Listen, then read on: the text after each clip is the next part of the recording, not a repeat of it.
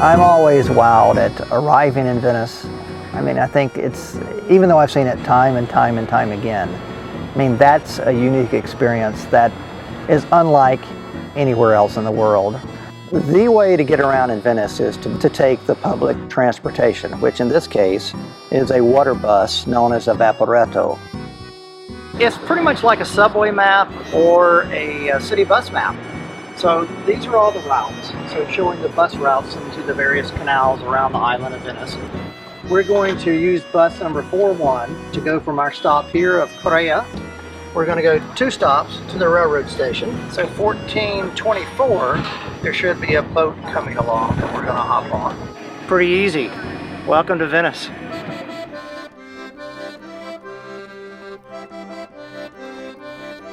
One of the ladies who's traveling with us right now exclaimed as soon as we were riding the boat into Venice, the buildings just fall right into the water. So that's very unique. No sidewalks or anything along the canals. You've just got the buildings falling right into the water.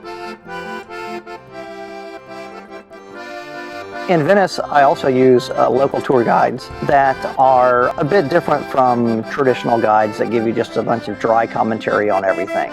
So we had a charming young lady named Roberta. She's a Venetian and has lived there all her life. With Roberta, we went into the San Marco Basilica and were able to get an insider's perspective on all the history there, but yet not be bored with a lot of needless details or things we would never remember. But of course, don't forget, this was the private church of the Venetian government.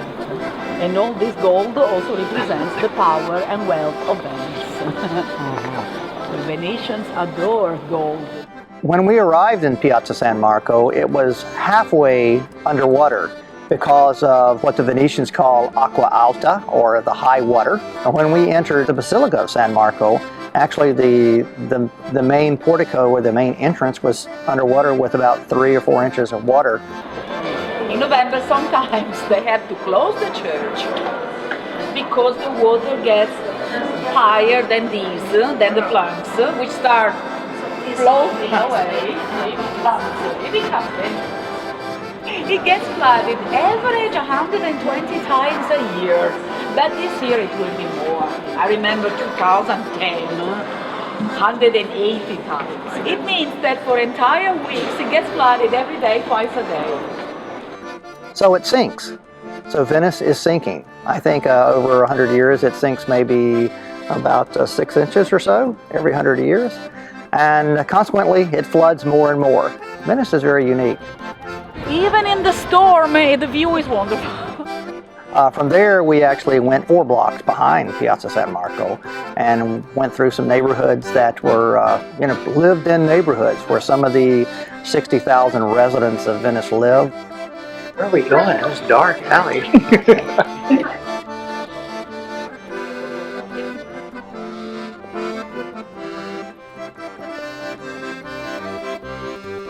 Not only that, we got to stop by a really good gelato shop and got a cup of gelato and ended our tour to pizzeria. Well, I'll see you next time. Arrivederci, have a nice dinner. Ciao. Bye-bye, see you next time.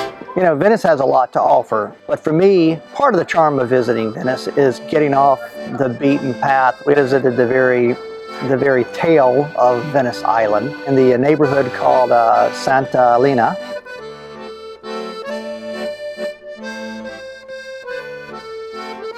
We've ventured to the quiet side of Venice. We're just like 4 Vaporetto stops down from the Piazza San Marco in a very quiet little neighborhood called Santa Elena.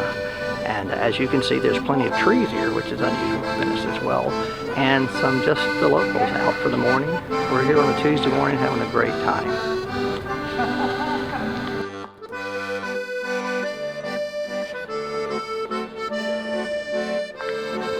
Definitely laundry day.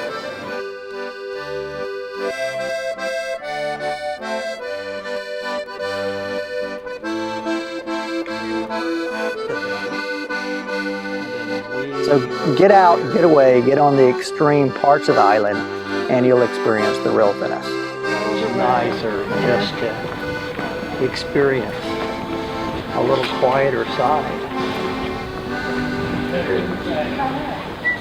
you have got to ride in a gondola if you go to Venice. I mean, that's the quintessential thing to do.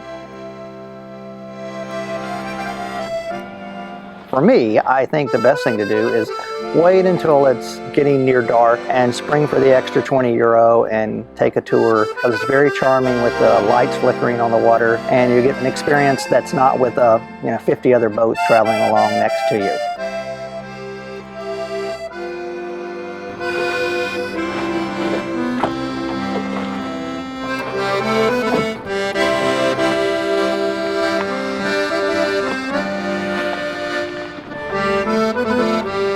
You can put 6 or 7 people in the boat if you want to, or you can just go with you and your sweetheart.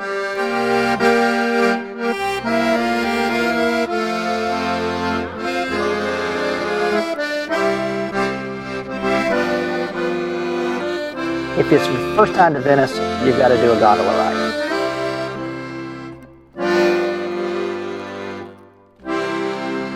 Another experience that I think is important in Venice is to spend a couple hours at one of the cafes on Piazza San Marco.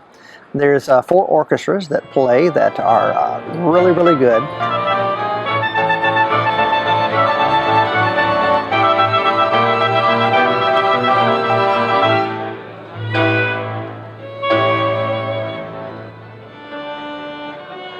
So the particular orchestra we listened to was at Cafe Quadri, and it was a quintet with a clarinet soloist that was phenomenal. So they played a lot of variety of music, from jazz to classical music.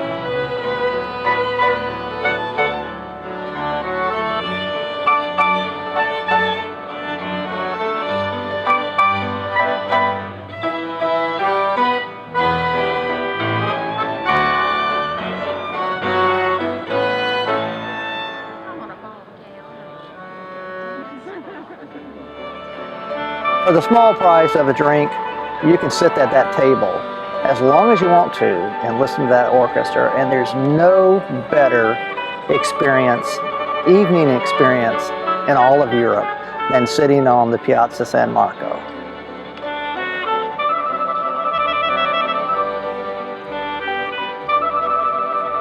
Just you and the grandest living room of Europe, as Napoleon called it.